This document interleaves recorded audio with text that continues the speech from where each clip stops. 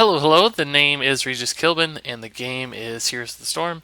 And today we are going to be talking about the ultimate Anub'Arak build, as I like to call it. This is my default go-to build for Anub'Arak in the biggest variety of games, and in a normal context, this build is going to be the best possible option for you. You can do a lot of works and do a lot of different things particularly well. So the goal with the ultimate Anub'Arak build is simply to be a chaotic, stunning, and annoying giant bug and a pain in people's sides. This build is fantastic as a secondary tank and still pretty good as a primary tank as well, so it gives you some flexibility no matter what kind of team composition you're in. It's great at doing long-term sustain poke type damage. It's pretty solid at absorbing damage as well as a tank, because you do have some defensive abilities and talents added in. And with all the little beetles you're spawning and all the area of effect damage that adds up with this build, he can even be kind of a damage character as well. So between the stuns, the damage, and the tankiness, Anub'Arak's a pretty threatening character that can do a lot of different things pretty darn well. So let's run through the talents real quickly on the ultimate Anub'Arak build before going into more detail on each of them. Up first, we're going to do Assault Scarab, then Legion of Beetles, Leeching Scarabs, Locust Swarm, Burning Rage, Blood for Blood, and finally Hive Master. So, up first, Assault Scarab. This increases the attack damage of spawned beetles by 25%. Now, you've already seen quite a few beetles spawn up and run off here to attack this fort. We have a few different things spawning beetles. Every time we cast an ability, one spawns, and also we have another talent later on that's going to be spawning some beetles. So if you play Anub'Arak correctly, you'll have a ton of these things running around, causing chaos and havoc and attacking the nearest thing that they can find. So that 25% damage actually does add up over time.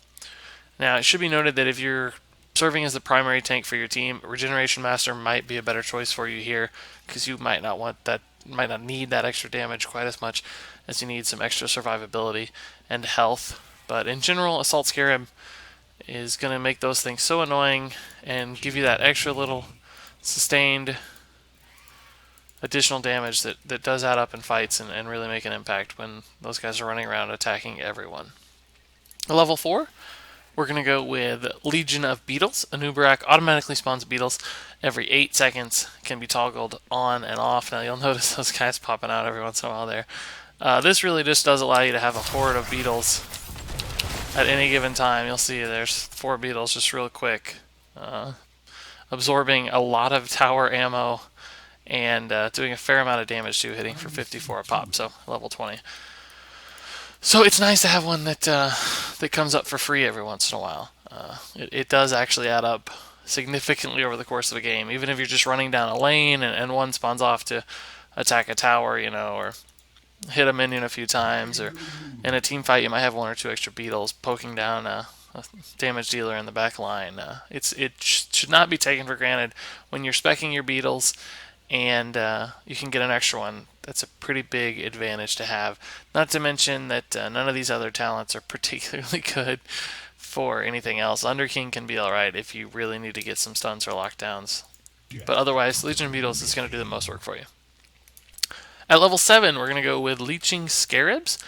Beetles heal Anub'Arak for 50% of their damage with each attack if he is nearby. So, we're going to have trouble seeing the heals here because we're at full health, but they do hit for 54 at level 20, so you'll know they're hitting for 27 damage each hit. And when you have 4 or 5 beetles hitting constantly in a fight, it's pretty decent little extra heal that you're receiving at any given moment, as long as your beetles are alive and doing work. And it makes you significantly tankier and hard to kill. Anub'Arak is best when he's right in the middle of the enemy team. His beetles are going nuts, his locust is going nuts, his ultimate is going nuts, and he's just regening so much health that the enemy team simply can't burn him down. All the while he's doing a ton of area of effect damage as well. That chaotic moment when he can just get in and be right in the middle of everything and bug everyone. That's when he's absolutely best. And this is one of the things that allows him to do that. So it's pretty hard to sacrifice this talent when it gives you so much extra survivability. At level 10, we're going to go with Locust Swarm. This 100-second heroic ability does 144 damage per second in an area around yourself, and each enemy damage heals you for 40 health. So I just turned it on there. You'll see there's some locusts swarming around doing damage to people, and we're also getting healed. So between your W shield, your Locust Swarm ultimate, your beetles healing you as well, you can actually do a ton of damage in the enemy team's back line or front line even, and you'll also be healing. You can see the heals going off here. I'm not taking enough damage to show them off constantly, but you'll notice it's just ticking, ticking, ticking, and it makes you very difficult to kill if timed correctly and in the right setting when there are multiple enemies around you. So that's not only a damage ability, but also a tanky one, and that's exactly what you want to be with Anub'Arak. It's kind of that hybrid off-tank that can do a lot of different things depending on the scenario. At level 13, we're going to take Burning Rage. This deals 50 damage per second to nearby enemies. It should make a lot of sense how this synergizes with everything else we've got so far. We've got beetles doing a lot of damage around us. We have an ultimate that is all about doing damage everywhere around us. And finally, Burning Rage as well is going to add on to that. So you can see how being in proximity to an enemy makes Anub'Arak very, very scary. If you proc all these things and have beetles running around while you're standing in the middle of an enemy team, there's very little that they can do to kill you, and they pretty much have to back off. So if they allow you to engage that hard and you have a team to follow up with a lot of support, Anub'Arak can really just control fights all on his own. Burning Rage adds into that, so don't pass it up. At level 16, we are going to go with Blood for Blood. This is an active ability. You can activate it to deal 10% of the target enemy's max health and heal for twice that amount. So Blood for Blood is in some ways an offensive ability, but that's really not what it's about here. It's about giving us a little bit extra survivability as a tank so that we look at all those beetles when I turn off the cooldown. That's pretty fun. This just gives you a little extra health. So if you do 10% of the damage on a Johanna, for instance, you're going to be healing back a ton. So it can help you finish off somebody in a really quick moment if you need to burn the last 10% of their health with some extra burst damage, because we're not particularly good at burst outside of this ability. It's even better if you want to use it defensively to stay alive even longer once you dive right into the middle of the enemy team and start causing that chaos. If you've overextended a little bit or your team didn't follow up all that well, this can buy you another second or two of continuous area of effect damage to swing the fight. So I like Blood for Blood a lot. There's some other talents here that aren't too bad. Imposing Presence is fine if you have a lot of auto attackers against you and you need to kind of quell that. Imposing Presence can be great. Epicenter is also not too bad if you just want to give yourself a little bit more effect in your E burrow stun. So those are okay. Beetle's Juice is not particularly good, but I still think Blood for Blood is the most impactful talent on this tier.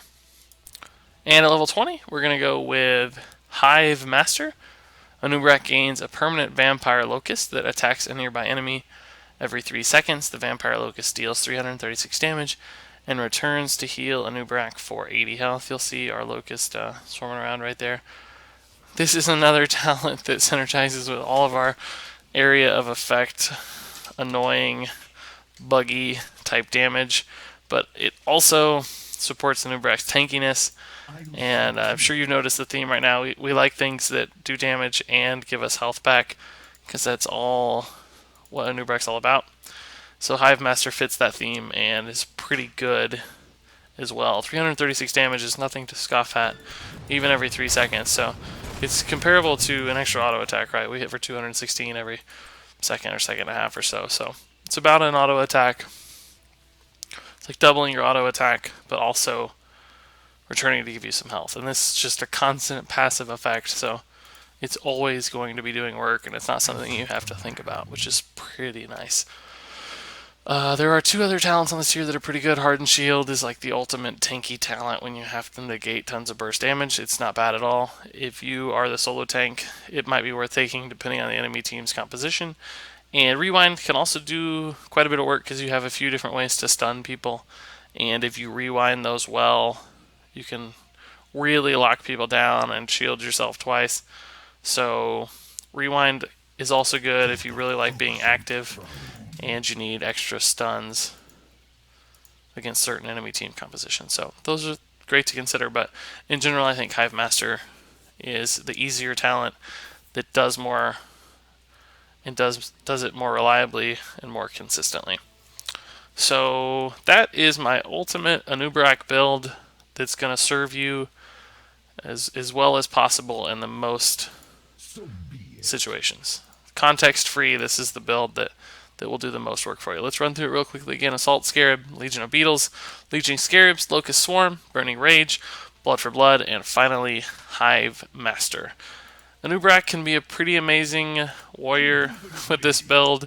He's especially good as an off tank, but even if he's a main tank, this build will still support that as well. So that can make him a lot of fun to play in a ton of different compositions, and I really do think you'll enjoy playing Anub'Arak this way. So good luck out there in Hero League. I hope Anub'Arak treats you well, and until next time, game on.